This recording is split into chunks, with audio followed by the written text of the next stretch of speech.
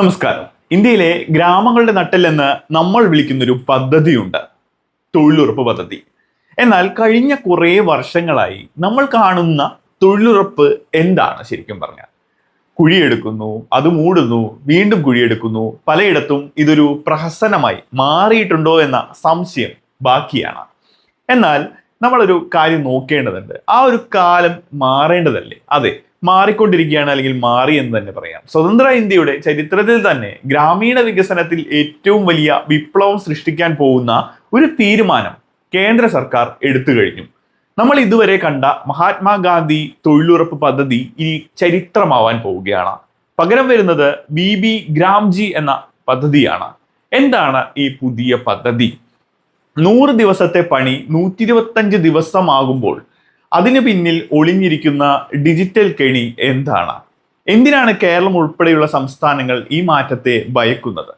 ഈ വീഡിയോയിലൂടെ നമ്മൾ വ്യക്തമായി പരിശോധിക്കുന്നത് ഈ കാര്യങ്ങൾ തന്നെയാണ്. നമുക്ക് നേരെ വീഡിയോയിലേക്ക് കിടക്കാം. ആദ്യം തന്നെ എന്താണ് ഈ വികസിത പദ്ധതി എന്ന് നോക്കാം. Viksit Bharat guarantee four Rozgar and Ajeevika mission, അതാണ് ബിബി ഗ്രാംജി. വെറുതെ ഒരു പേരുമാറ്റലിൽ ഒതുങ്ങുന്ന ഒന്നല്ല ഇത്. 2047 ഇന്ത്യയെ വികസിത രാഷ്ട്രമാക്കുക എന്ന ലക്ഷ്യത്തിലേക്കുള്ള ഒരു എക്സ്പ്രസ് ഹൈവേ ആണിത്. ഏറ്റവും പ്രധാനപ്പെട്ട മാറ്റം എന്താണെന്ന് നമുക്ക് നോക്കാം.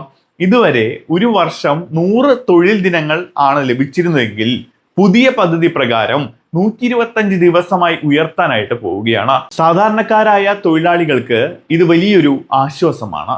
25 ദിവസത്തെ അധിക വരുമാനം അവരുടെ കൈകളിലെത്തും. പക്ഷേ ഈ ആനുകൂല്യം ലഭിക്കാൻ ഇനി പഴയ മുറകളൊന്നും നടക്കില്ല.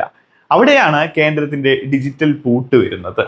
തൊഴിലുറപ്പിന്റെ പേരിൽ നടക്കുന്ന വെട്ടിപ്പുകൾക്ക് കയ്യും കണക്കുമില്ല എന്നതാണ് യാഥാർത്ഥ്യം. മരിച്ചവരുടെ പേരിൽ പോലും പണം മാറുന്നുണ്ട്. ജോലിക്ക് വരാത്തവർക്ക് കൂലി കൊടുക്കുന്നു. എന്തിന് ബംഗ്ലാദേശി നുഴഞ്ഞുകയറ്റക്കാർ വരെ വ്യാജ കാർഡ് ഉണ്ടാക്കി നമ്മുടെ നികുതി പണം കൊണ്ടുപോകുന്നുണ്ട്. ഇതിനൊരു അറുതി വരുത്താനാണ് പുതിയൊരു നീക്കം വന്നിരിക്കുന്നത്. ഇനി മുതൽ രജിസ്ട്രേഷൻ പൂർണ്ണമായും ഡിജിറ്റൽ ആയിരിക്കും. ആധാർ അധിഷ്ഠിത ബയോമെട്രിക് പരിശോധന ഇല്ലാതെ ആർക്കും ഇനി പണം കിട്ടില്ല. ഇത് മാത്രമല്ല, നിങ്ങളുടെ നാട്ടിൽ തൊഴിലുറപ്പുകാർ ഒരു കുളം കുഴിച്ചാൽ അത് ISROയുടെ യുക്തിധാര എന്ന സാറ്റലൈറ്റ് വഴി നിരീക്ഷിക്കുമെന്ന് വരെ പറയുന്നു.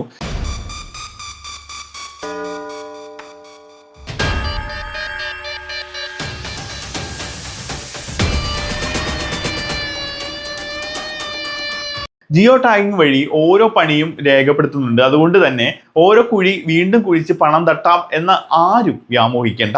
ആർട്ടിഫിഷ്യൽ ഇന്റലിജൻസ് ഉപയോഗിച്ചാണ് ഈ ഡാറ്റകൾ കൃത്യമായിട്ട് പരിശോധിക്കുന്നത്. അതായത് ഒരു തരത്തിലുള്ള ഉഡായിപ്പ് നടക്കില്ല എന്നത് മാത്രം ഇതിൽ മനസ്സിലാക്കാം. ഇതിൽ മറ്റൊരു കാര്യം കൂടി ശ്രദ്ധിക്കേണ്ടതുണ്ട്.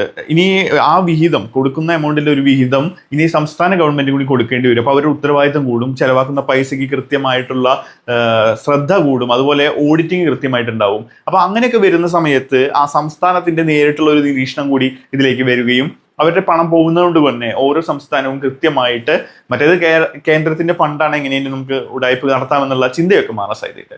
നമ്മുടെ നാട്ടിലെ കർഷകർ നേരിടുന്ന ഏറ്റവും വലിയ വെല്ലുവിളി ശരിക്കും പറഞ്ഞാൽ എന്താണ്? വിളവെടുപ്പ് നടക്കുന്ന സമയത്ത് പണിക്കാരെ കിട്ടുന്നില്ല. എല്ലാവരും തൊഴിലുറപ്പിന് പോകും. ഇതിനൊരു പരിഹാരം പുതിയ പദ്ധതിയുടെ ഭാഗമായിട്ടുണ്ട്. ഇനി മുതൽ വിതയ്ക്കുന്ന സമയത്തും കൊയ്ത്തുകാലത്തും തൊഴിലുറപ്പ് പദ്ധതി താൽക്കാലികമായി നിർത്തിവെക്കാൻ സംസ്ഥാനങ്ങൾക്ക് അധികാരമുണ്ടാവും. ഇതിലൂടെ എന്താണ് ശരിക്കും പറഞ്ഞാൽ സംഭവിക്കുക? ആ സമയത്ത് തൊഴിലാളികൾ കൃഷിയിടങ്ങളിലേക്ക് വരികയും കർഷകർക്ക് കൃത്യസമയത്ത് വിളവെടുപ്പ് നടത്താനും മറ്റുമൊക്കെയായിട്ട് തൊഴിലാളികളെ ഉപയോഗിക്കാൻ സാധിക്കും. ചുരുക്കി പറഞ്ഞാൽ കർഷകർക്ക് അവർക്ക് ആവശ്യമുള്ള സമയത്ത് തൊഴിലാളികളെ ലഭിക്കും. മാത്രമല്ല, തൊഴിലാളികൾക്ക് എപ്പോഴും പണിയുണ്ടാവും. അപ്പൊ അത് രണ്ടു തരത്തിലും ഉപകാരമാവുന്ന ഒരു കാര്യമാണുള്ളത്. ചുരുക്കി പറഞ്ഞു കഴിഞ്ഞാൽ അഴിമതിയുടെ ഒരു കൂടാരം മാറ്റിയിട്ട് ഒക്കെ നേരായ വഴിക്ക് പോകുന്ന രീതിയിലേക്ക് നരേന്ദ്രമോദി സർക്കാർ കാര്യങ്ങൾ മാറ്റുകയാണ്.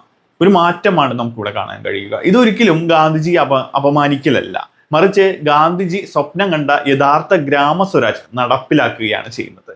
അഴിമതിക്കാർ ഭയക്കണം എന്നത് യാഥാർത്ഥ്യമാണ്. പക്ഷേ അധ്വാനിച്ച് ജീവിക്കുന്നവർക്ക് 25 ദിവസം അധിക പണി ലഭിക്കുന്നു എന്നതിലൂടെ സന്തോഷമാണ് ലഭിക്കുക.